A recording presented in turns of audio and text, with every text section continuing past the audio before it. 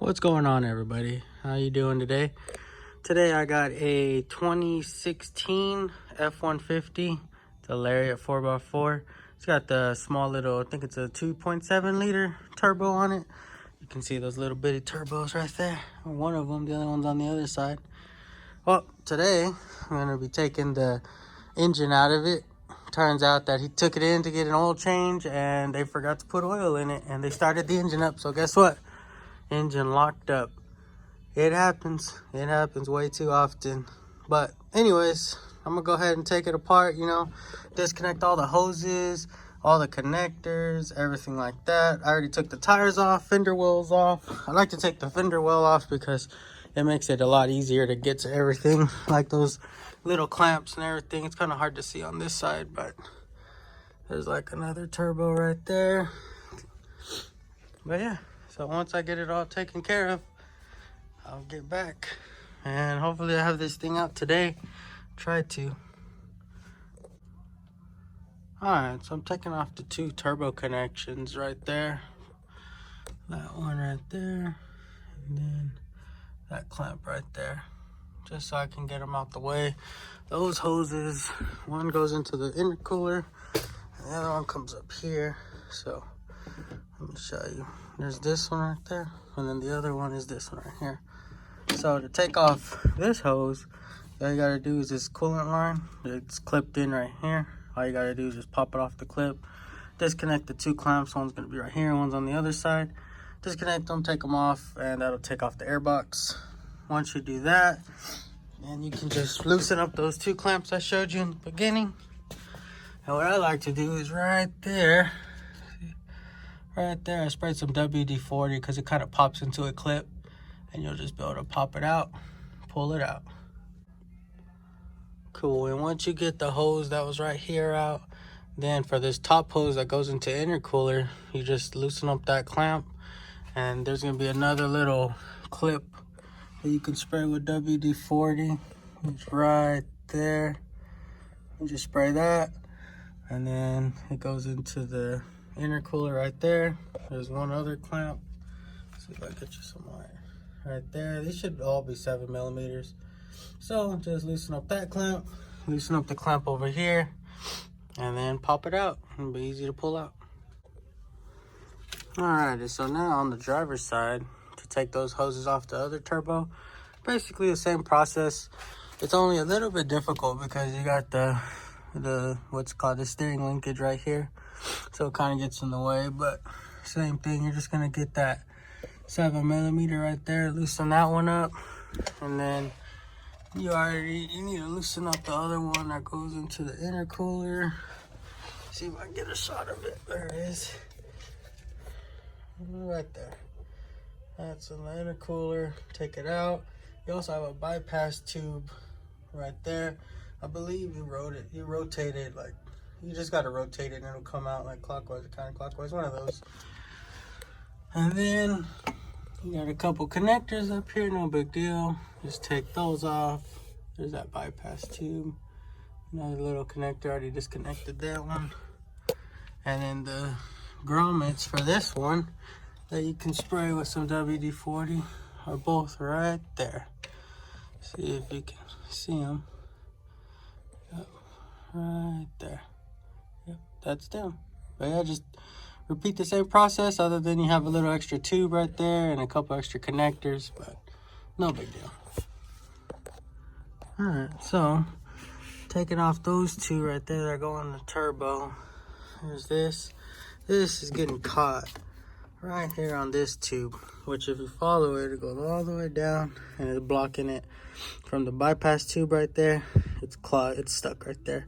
It won't let it come out. So we're gonna take this tube off, which it's just another, I believe that might be an 8mm clamp right there. Take off the sensor right here, no big deal. Take off that little piece right there, and then just disconnect it from the bottom right there with some clamps. Pull it out, easy as it. Alright, so once you take off the tubes that go to the turbos, you're gonna notice there's a lot more room in here. You can start seeing how tiny this little engine really is. And then there's the other turbo on that side. This is where you're gonna lift it from once you get ready to take it out. There's a lift point there.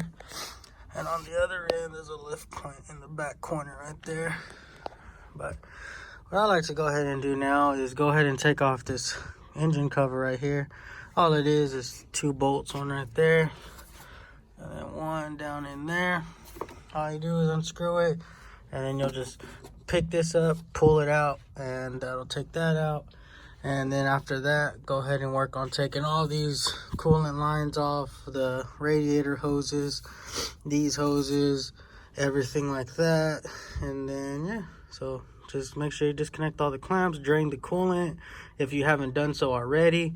I already drained the coolant, drained the AC, and yeah, just disconnect all the coolant hoses, everything like that, clean up some more room. Probably end up taking this air box off. I don't think I really need to, but I want to go ahead and do it just to free up some more room. And yeah, that's that. Alright, now that you got all the coolant hoses out the way, you see there's a lot of room now. No more hoses, no more tubes.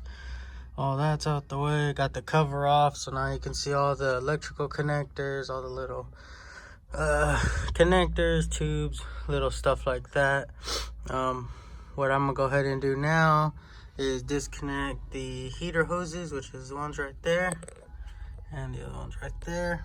Also, I'm gonna take off this little bracket right here that had 2 grommets for those hoses on the side, on the passenger side. Take this bracket off so I can get a better spot right there.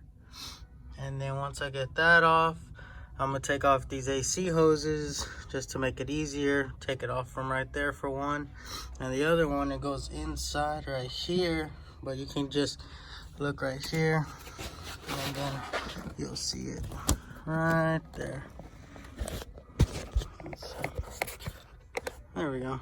So just take that off, pop it out, take the AC lines out, just so you don't have to worry about breaking them, bending them, anything like that. Just put new seals on them when you reinstall.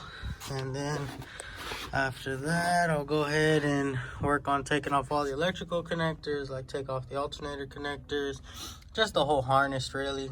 You're just gonna disconnect everything so you can flip the harness to one side, get that out the way. And after that, I think that'll be it with the top. And we'll just start working on the bottom after that. This engine is locked up from no oil being put in it and being ran like that. So since it's locked up, I'm not gonna be able to take the torque converter out. The torque converter bolts out. What I'm gonna go ahead and do is just disconnect everything, and then I'm gonna take out the engine with the torque converter attached, and I'll disconnect the torque converter once I get it out the vehicle. So that'll be that. We're making progress. Alrighty, so all the cables are disconnected, all the little harnesses disconnected, everything like that's disconnected on top of the motor.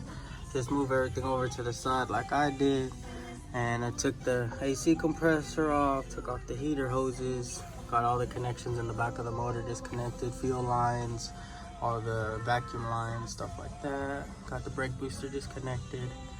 So top is all done, everything's disconnected from the top. All I got left now is we're gonna work on the bottom, get that wiring harness right there disconnected, and then also the connectors that go to the alternator, get those disconnected and move everything to the side. Also transmission lines, you're gonna move those, disconnect them from the engine and move them to the side as well. And yeah, that's the end of part 1. On part 2, I'll go ahead and start working on the bottom and we'll get this thing out.